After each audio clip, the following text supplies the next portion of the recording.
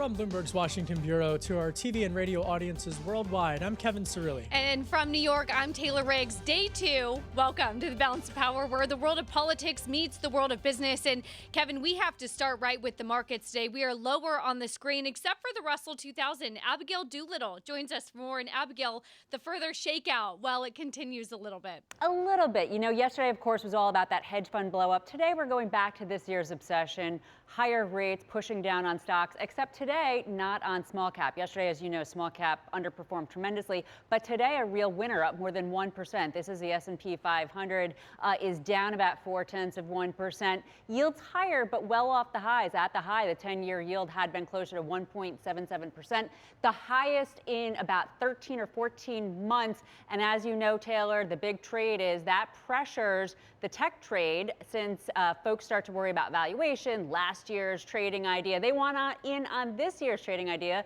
That is not just the small caps, but it's also the banks. So we have some really stellar performance on the day for banks. Looking past yesterday's weakness having to do with that hedge fund blow up and the unwind of some of those positions. Today, it's a really stark contrast between banks up, tech down. This, of course, as yields are higher. So this year's story back in play on the day, Taylor. Yeah, it's so interesting.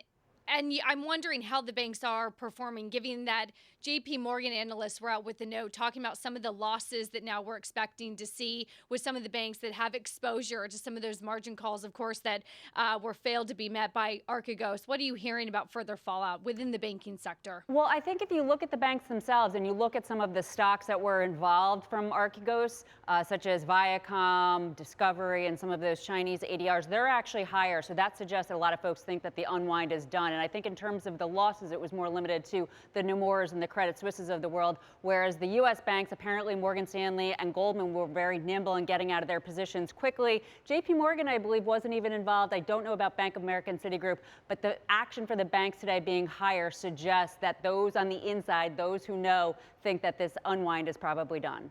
Thank you, as always. Bloomberg's Abigail Doolittle there, breaking it down for us as we get started. And Kevin, I mean, I talk about the world of the banking sector. I could do an hour on junk bonds. I have a feeling you're not into junk bonds. You're into your eyes and ears on the ground there in D.C. We could do infrastructure. We could do sort of the foreign relations policy with China. What are you focused in on as we kick off this week, day 2? Well, I think tomorrow it's definitely going to, first of all, don't judge a book by its cover, Taylor. If I need to know junk bonds, I can do junk bonds, okay? But President Biden's speech. President Biden's speech tomorrow in Pittsburgh, Pennsylvania, where he's going to unveil this $3 trillion infrastructure bill. It's gonna and his proposal. It's going to be fascinating to see how they're going to plan to pay for it. But you're absolutely right. I mean, the geopolitical space right now is just so incredibly important, especially the U.S. China relationship. And our next guest is really at the forefront of all of this. We're joined now by Retired Admiral James Stavridis, who is formerly served as the NATO Supreme Allied Commander. And Admiral Stavridis is also a Bloomberg opinion columnist and the author of the new book, 2034, A Novel of the Next World War. Admiral Stavridis, I got to tell you, this is such an incredibly important book. It explores all of these crucial issues that we're reporting on daily, especially the U.S. technology and Western alliance in terms of technology, and just how important that could be if we don't safeguard and protect that type of digital infrastructure, because it could unfortunately explode into some type of conflict with China, as you outline in the book. Why did you want to set out to write a book about these issues? It's a cautionary tale. And people have said to me, oh, Admiral, you've written a great book. It's predictive fiction. No, it is a cautionary tale. The idea is to look ahead, Kevin, 10 to 15 years from now, when the trend lines between the U.S. and China are not good, frankly. China will be more assertive. They will have advanced their technological capabilities significantly, particularly in cyber and artificial intelligence. They will be looking to expand economically. The U.S., on the other hand, opposes, for example, China's claims of owning the entire South China Sea, a vast body of water, half the size of the United States.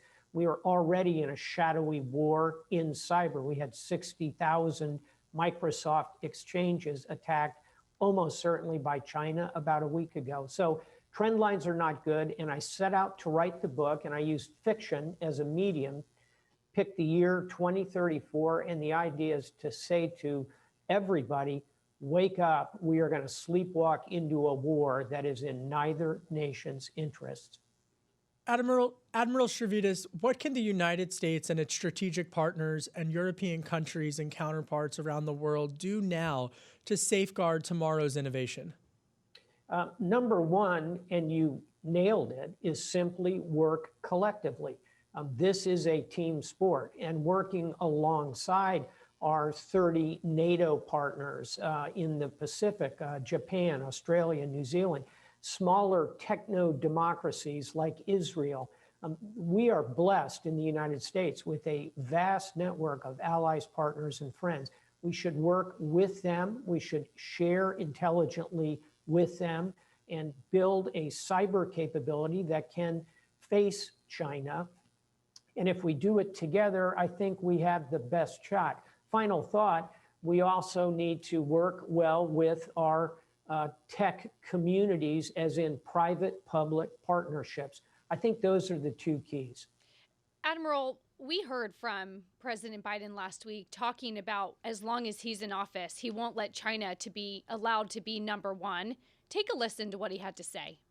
They have an overall goal to become the leading country in the world, the wealthiest country in the world, and the most powerful country in the world. That's not going to happen on my watch. What do you make of that? Because I think by all economist estimates, they're going to be the number one economy by GDP. We can't stop that. Do you agree, or is Biden talking about something else? I think he's speaking in a broader sense about which of the two nations, U.S. or China, will have the truly global leadership role, not only in the economic zone, but in the military capabilities, in cyber as well, in space, and also culturally and value-driven kinds of decisions. I think the president is trying to convey that for our country, our best days are still ahead of us. China will rise. That's a natural phenomena in international relations. What we want to avoid is the United States being dramatically overtaken, or even worse, the two nations set out and end up in a war. Let's talk about, go ahead. Sorry, Kevin, I'll just jump in here. Are they not, though, already more powerful than us in terms of the cyber hacks, the cyber attacks that we've seen? What do we do to combat that? They are not more powerful than we are. They, at this point, I would say, are still a year or so behind us. I base that on intelligence that I see, also the conversations of deep experts in this area, like Eric Schmidt, the former chairman and CEO of Google. There's still about a year and maybe a bit more separating us, but they are closing that gap. We need to be mindful of it. We need to invest more. The government needs to invest more. We're talking about the infrastructure bill. I'll be watching closely to see what kinds of investments will be made in hardening our cyber, in ensuring that we have the capability to employ cyber effectively in these private-public partnerships to help build a cyber infrastructure. We've got investments that have to be made, Taylor, if we're going to stay ahead of China in that regard. Admiral Stavridis, let's talk about some of those investments in public-private partnerships. Intel the other week just announced a $20 billion investment in Arizona for some new plants. And I mean, this takes on the semiconductor chip shortage that the Biden administration has discussed in recent weeks, when you've got half of the global supply chain of polysilicon coming out of the Xinjiang province of China. Do you think that it's going to take domestic investment as well in our own rare earth minerals in order to, again, turn the tide, as you just pointed to, against some of these strategic concerns? Absolutely. There's a tactical issue here, Kevin, which you correctly bring up, and it's rare earths. We, the U.S. government, are going to need to have a coherent strategy to help the private sector find alternatives to that, and they are globally available, and possibly on the deep seabed, for example. But that's a tactical issue. The broader strategic one, and you're right to raise it, is which supply chains are we feel the need that they must be onshored. I certainly believe chips are one of them.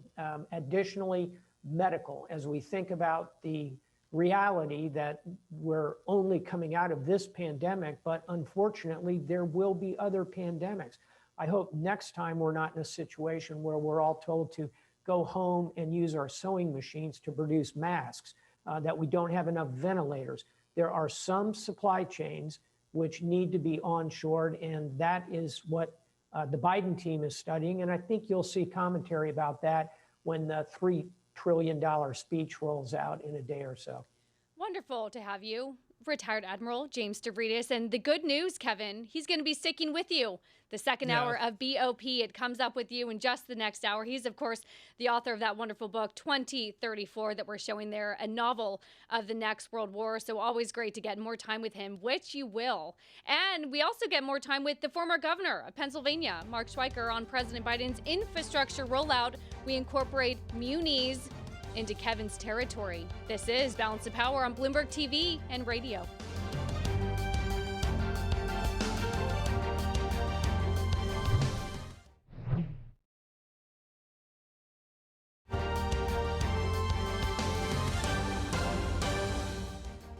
This is Balance of Power on Bloomberg TV and radio. I'm Kevin Cirilli in Washington. And I'm Taylor Riggs in New York. And Kevin, we get out of the world of markets and politics and get an update on what else is happening. And we do that with Mark Crumpton. Taylor, Kevin, thank you. Experts today boarded that massive container ship that blocked the vital Suez Canal for 6 days, widely disrupting global trade. They want answers to a single question that could have billions of dollars in legal repercussions. What went wrong? Shippers and insurers are awaiting details, but any litigation to recoup losses for repairing the canal or the vessel and reimbursing shippers stuck with cargo and no place to go could take years. OPEC expects the global oil stockpile surplus that built up during the pandemic to be mostly gone in the next 3 months. That's earlier than previously forecast. The cartel says the precise turning point will come in July. Those estimates assume the OPEC Plus alliance increases production in May. The group is expected to maintain current limits for another month when it meets on Thursday. A blow to former President Donald Trump. The defamation suit against him filed by ex-reality TV contestant Summer Zervos can proceed. That's after New York's highest court threw out his appeal, ruling the case can move forward now that the former president is out of office. Zervos sued after Mr. Trump said she was lying about being sexually assaulted by him years ago. President Biden is planning to take on the nation's challenge of inequality with a mass expansion of government spending. The president also plans a revamp of the tax code. He will start to outline his plans tomorrow in a speech in Pittsburgh. The president's remarks will lay out the infrastructure part of a $3 trillion spending package. Social spending programs will be unveiled next month. Global news 24 hours a day, on air and on Bloomberg Quick Take, powered by more than 2,700 journalists and analysts in over 120 countries. I'm Mark Crumpton. This is Bloomberg. Kevin, Taylor, back to you. Thank you, Mark. And Kevin, we go back to the bond market. Treasury yields were up about 2 to 3 basis points on the 10 as well. Investors awaiting President Biden's plan to massively expand government spending aimed at reducing inequality and strengthening infrastructure. For more, we want to welcome Mark Schweiker, former Republican governor of Pennsylvania and currently a senior vice president at Ren Matrix. Great to have you. And, we've been talking about infrastructure. It could happen, but we've been talking about it for, a decade or two. What makes you think this time is different? Well, I think Americans are striving for, they want to see real economic momentum. And I think conventional approaches of decades gone by, infrastructure spending has really spurred economic performance and brought it to a higher level and meant jobs and bigger paychecks for Americans. I think what's different this time around, Taylor, is that I think many Americans are watching this White House and this president head to Pittsburgh tomorrow. And if he's going to be there talking about the value of infrastructure spending, but he's got their credit card in order to pay for it, I'm not sure it's a great way to start. It depends, I think, rhetorically what he accents tomorrow. The idea of working with all members of the House and the Senate, or just the let's spend our way into economic failure caucus, which some have that outlook down there. So I think Americans are going to look very closely at this tomorrow and decide for themselves whether or not this is going to be an acceptable conventional approach that they can afford, or if it's on top of the whole, American Rescue Plan, which was almost $2 trillion, and we're going to throw another $3 trillion into this. I don't think they bite quickly. Gov, we just had Admiral Stavridis on, and he said that China is essentially a year plus out from overtaking the United States from a technological advantage. You know this in terms of both your time in the public and private sectors and in government office. But, okay, so President Biden's going to unveil an infrastructure plan tomorrow. The Chinese have been outlining a much longer-term plan over the course of decades for how they plan to make inroads around the world, not just in China, for their own infrastructure. Does the U.S. risk losing its infrastructure edge if they don't make these investments in the United States and they're not able to move past partisan gridlock?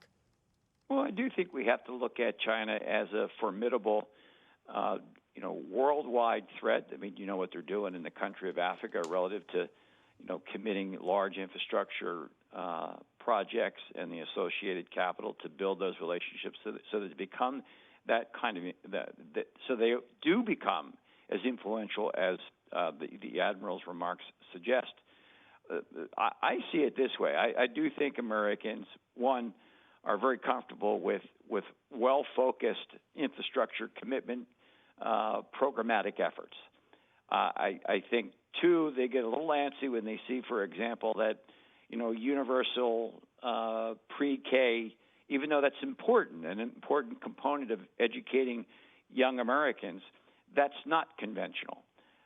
So in my mind, I think the president has to parse his way here, and tomorrow talk about conventional infrastructure commitments. And to your point, Ken, the idea that in cyberspace we want to outdo China then when it comes to cybersecurity, that ought to be a part of what the president outlines tomorrow, and ideally what members of the House and the Senate both would support.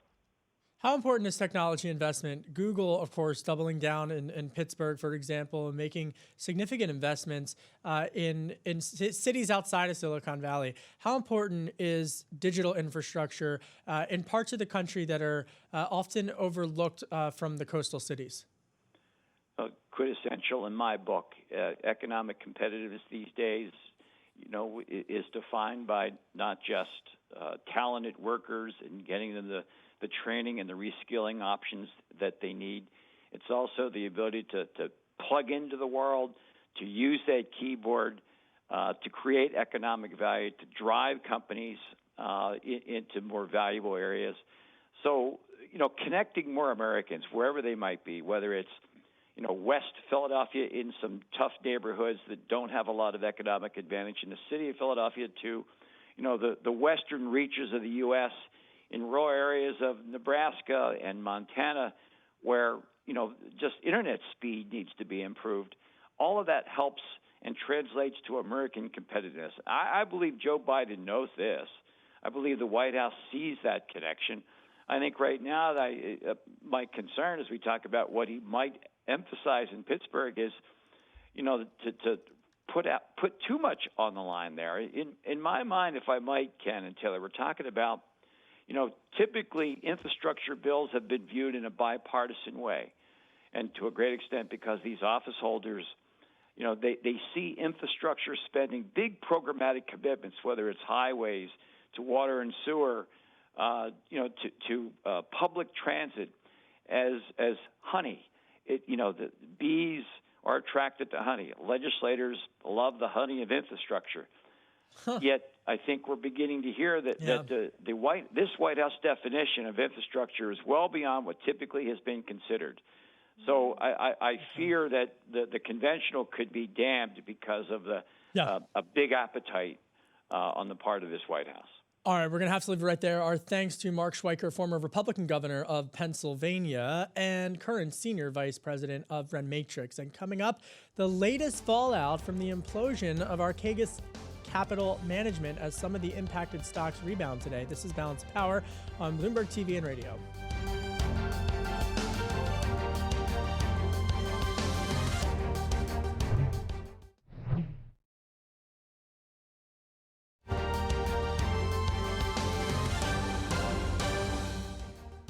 This is Balance of Power on Bloomberg TV and radio. I'm Kevin Cirilli in Washington. And I'm Taylor Riggs in New York. And markets, of course, keeping an eye on the continued fallout from the Archegos margin calls and, of course, some of the roiled banks that could spur new regulation. Is that on the horizon? Sonali Basak digging into the implications. Sonali, is it too soon to start asking questions about the conversations the SEC has started to have with some of these banks? No, not at all, Taylor. It's absolutely the right time. We know that the SEC has been in talks with the banks for more than a week on this issue, or about a week on this issue. Think about it this way. Our most recent news is that Wells Fargo has unwound its exposure and no longer has any exposure to the situation. And you see the shares rise, right? You're seeing the bank stocks react directly to this issue. You are seeing some of the biggest international banks exposed to hundreds of millions, if not billions of dollars worth of losses.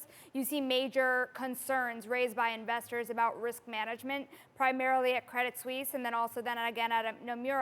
So again, how can a single client cause so much strain on so many banks, right? We thought that so much of the leverage has pushed out of the banking system into the hedge fund community, but clearly it still has an impact on the banks itself, and there should be and will be questions on how Archegos was able to amass such leverage without disclosure that was more rigorous at the very least. Are there any other regulators beyond just the SEC that should be looking at this? Yeah, listen, Kevin, on one hand, you have the CFTC as well as the SEC. It's both of their jobs to really watch the swaps market. But then on top of that, this is not the first time in 18 months we've seen issues regarding leverage in the hedge fund system. I could see this becoming an issue where you see FSOC and Janet Yellen also taking a look at hedge funds more broadly and family offices and how much leverage they're amassing more generally. Bloomberg's Sonali Basak, thank you for being all over this story for us and helping bring light and clarity to the issue. Coming up, President Biden hailing vaccination progress in the U.S., but also warning that the war against COVID-19, it is far from over. We discuss with Dr. Jennifer Nuzzo, senior scholar at the Johns Hopkins Center for Health Security. This is Balance of Power on Bloomberg TV and radio.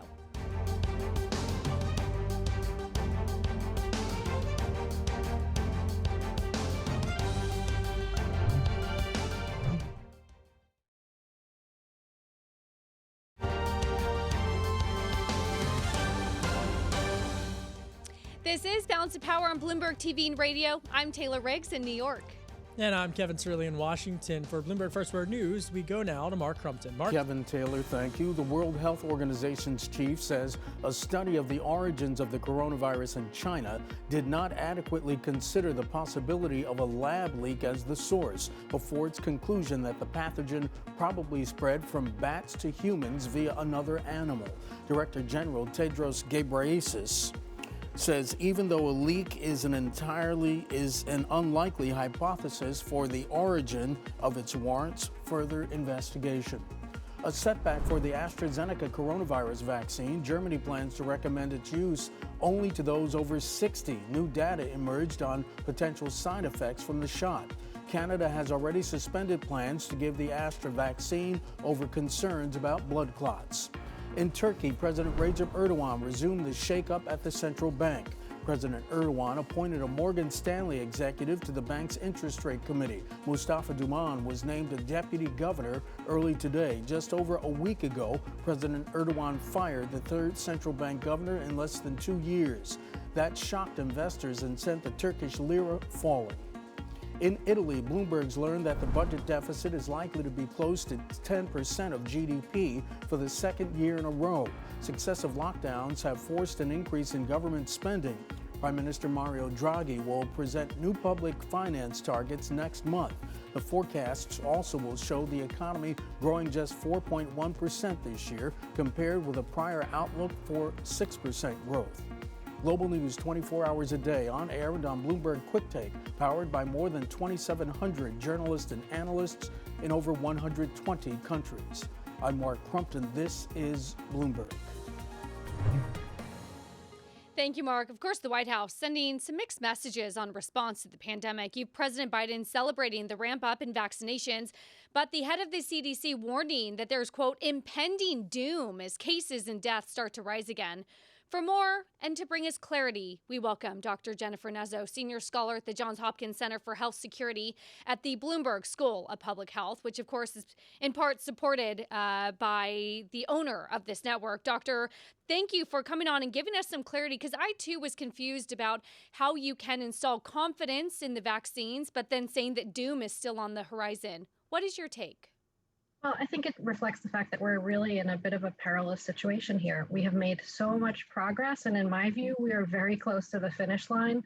The rollout of vaccines has been an enormous success and really has, I think, exceeded many people's expectations for how quickly it could go. So that is, of course, worthy of recognition, but also we are very much not done yet. The vast majority of us are still not protected from this virus with vaccines. And so until we get to that point, we still have to take precautions and be careful. And unfortunately, what we're seeing is a relaxation of all the measures that are important for keeping us safe. We're hearing about people, traveling and getting together for spring holidays. And, that together with concerns about the variants really paints a picture where we could see additional case rises. Now, I don't think it's going to be doom, and I don't think it's going to be as bad as it was in the winter, but the fact that we have vaccines that can prevent people from dying and that we're still seeing deaths occur is really, in my view, a tragedy. Doc, I got to be candid here. You mentioned this. People are traveling some more. The weather's getting nicer. People want to be eating outdoors, socially distant, wearing their masks. But let's be candid. What should businesses be doing, not just big businesses, but small businesses be doing to encourage proper behavior for reentry back into the office for small and medium-sized companies that quite honestly don't have the luxury of putting up all of the expensive plexiglass? Sure. Well, I think some simple precautions are still really important. And first of all, masks are the top of the list. Even if your state says that they're not required anymore, masks are still essential. So absolutely require masks of your employees, of your customers, everyone that enters your space. The other thing is that we know that crowded indoor spaces, particularly those with poor ventilation, are particularly risky for transmission. So spacing people out, opening a window if you can, and trying to reduce crowding is important to make sure that we don't have super spreader events in these sort of environments. The president has said that states should pause some of the reopenings and that maybe they've been reopening too quickly. What is your take on the reopening?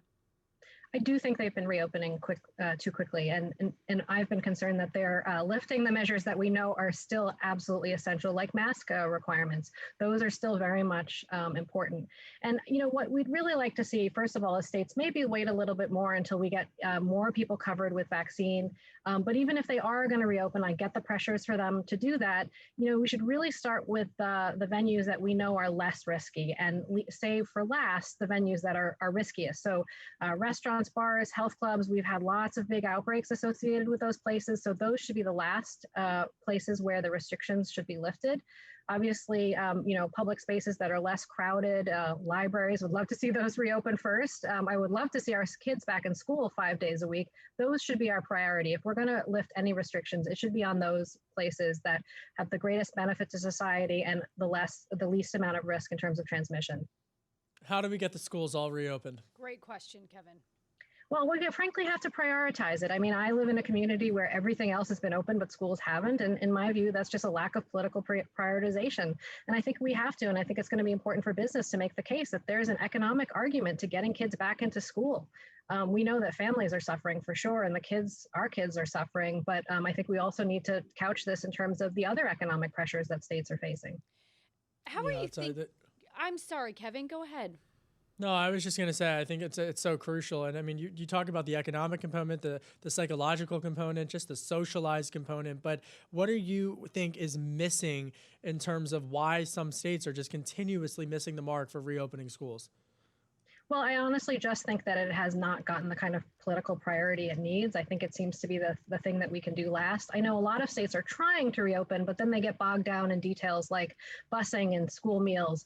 I understand how complicated it is, but it is absolutely urgent that we get our kids back into school buildings for education. That's the primary function of schools, is for education. And, if we have to employ some creative solutions, possibly not completely standardized across the entire school system just to get kids back into the buildings, I think we need to do that. But that's going to require some political leader saying, make it happen and make it happen quickly. And unfortunately, it just feels like it's been sitting on the back burner and we're just trying to run the clock out until the end of the school year. Doctor, what is the best way to get further confidence in the vaccine? There were some concerns yesterday that the scientific community and the CDC was trying more of an emotional appeal versus just stating out the facts. What's the best way? Well, I think we just have to have multiple conversations. And frankly, it's important for the CDC to talk about the situation at hand and to, paint, I think, an urgency that the game is very much not over and we don't want to quit before we reach the finish line, which is what it feels like some places are doing. But I think the conversations about vaccines are largely going to happen between family members, between friends, between people and their clergy, between community leaders. And I think we just need everybody talking about the fact that vaccines are our best tool against this virus. This is going to pave the path back to normalcy. And the sooner we all get vaccinated, the better. So as soon as it's your time, go and get vaccinated. It is an extraordinary gift. The scientists have been working on these vaccines for decades. I don't think people realize that. And we are now fortunate to have tools at our disposal that can prevent people from becoming severely ill and die and to reduce transmission.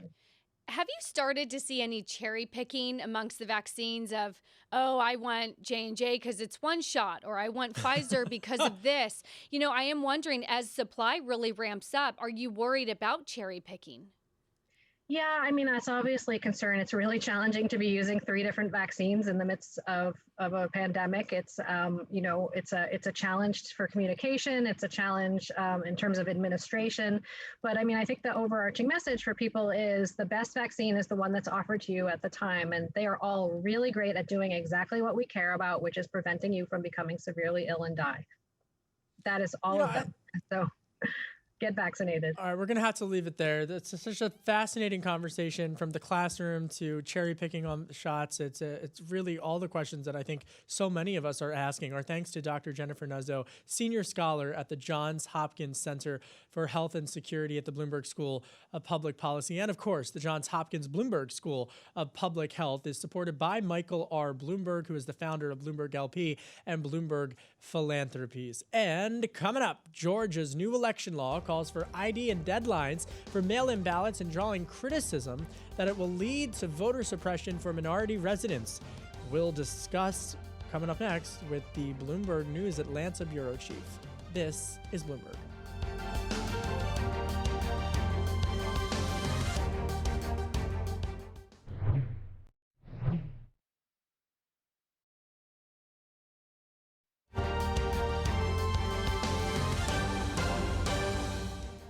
This is Balance of Power on Bloomberg TV and radio. I'm Taylor Riggs in New York. And I'm Kevin Cirilli in Washington. Let's go to Georgia now, where Governor Brian Kemp signed a GOP-backed election law that would change the mail-in ballot process. The law is drawing criticism, including from children of civil rights activists, who wrote an open letter calling on corporate leaders and Georgia lawmakers to speak out against the law. For more insight, we welcome Brett Pulley. He is Bloomberg News Atlanta bureau chief. Brett, great to have you on with us. All right, what's the latest in terms of where this issue stands? Well, the latest is it seems that there's a growing chorus of people in the state who are either threatening boycott. One of the very large church leaders here has really been very outspoken the last 24 to 48 hours about pushing to boycott some of the big corporations who have over the years supported many of the people who sponsored this legislation in the Georgia House. So that's certainly one of the, also in the last 24 hours, some major civil rights leaders, the son of Reverend C.T. Vivian, Bernice King, the daughter of Martin Luther King Jr., of course, and the son of John Miles Lewis, they together penned an open letter to both the corporate leaders in the region, as well as the state legislature, basically saying that the new law was essentially anti-democratic and criticizing corporations for what they said was really remaining silent on the issue. Yeah, talk to us about those corporations. How is the business community responding? Well, the business community is interesting. Look, they've kind of probably tried to have it both ways here. You know, in the days leading up to this, we at Bloomberg, as well as others, were certainly reaching out to the business community to see where they stood on it. And their statements and their positions at that time were relatively silent. Now, what we heard after the governor signed this into law last week, what we learned was that corporations such as Coca-Cola and Delta, both based here, that they had been working closely behind the scenes with legislators to try to tame down, to water down some of the elements of the proposed legislation. And that apparently happened. I mean, there were some things like cutting off the time on Sundays when people could go to vote, you know, like kind of ending it just when people are leaving church. You know, like that kind of thing was removed from the bill. But look, the people who are opposed to this view it, I think, you know, through a very simple prism. Anything that makes it harder to vote is something that they're opposed to. So what are the next steps in the process, especially in terms of the next 24 to 48 hours? This is a very quickly moving story. Yeah, it is a fast-moving story. Well, I don't know. I mean, we'll see if any of the groups that are threatening action take action, and then at the same time, I don't think it'll be surprising to see more lawsuits, more litigation. There's been a lawsuit filed by the New Georgia Project and Black Voters Matter. I saw one person make the statement that, look, you know, the Republican-led legislature passed this law knowing that it was going to be contentious, so now we'll be fighting in courts. So that's certainly going to happen in the coming days and weeks at the very least. As you look at the national level, especially with Vice President Kamala Harris, as well as some other top Biden administration, President Biden himself just told the White House press corps, I believe last week, that he was against what's happening down there in Georgia. Has that had any influence in terms of the actual conversations or debates, or has it poured political gasoline on an already contentious issue? Well, look, I think that the president, vice president, and everyone, you know, the Republican National Committee or party, the party leaders across the country recognize that really Georgia is kind of the first mover here, right? There are about 43, 44, 45 states that have similar legislation brewing out there.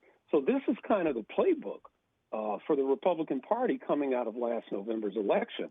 A critical, obviously essential element of their current playbook is to go after various laws as it relates to voting.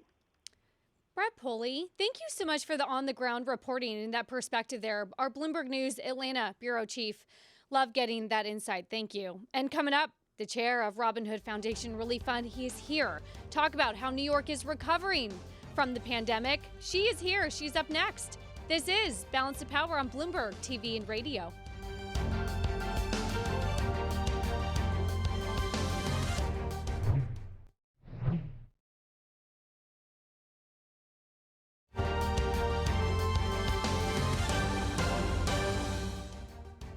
This is Balance of Power on Bloomberg TV and radio. I'm Kevin Cirilli in Washington. And I'm Taylor Riggs in New York. And Kevin, we saw the news. New York opening up COVID vaccinations to anyone over the age of 30. My co-anchor in the afternoon, Romaine Bostic, he has more on one organization that is helping New York City recover from that pandemic. Romaine, take it away. Absolutely. Thank you, Taylor. And today, right now, we're joined by Victoria Bjorklund. She is the chair of the Robin Hood Foundation Relief Fund. Of course, this is a fund that was born out of the tragedy of 9/11 to help New Yorkers affected by that. It was activated again for Superstorm Sandy and now reactivated once again here for the COVID-19 pandemic. Victoria, it's been about a year since that reactivation. We've seen a lot of folks in need who needed that help. How much help have you provided to New Yorkers so far since the fund reactivated specifically for COVID-19? Thank you for giving me the opportunity to share this information, Romaine. Over the last 53 weeks, the Robin Hood Relief Fund has deployed $76 million in 930 relief grants across New York City's 5 boroughs through 625 frontline community partners.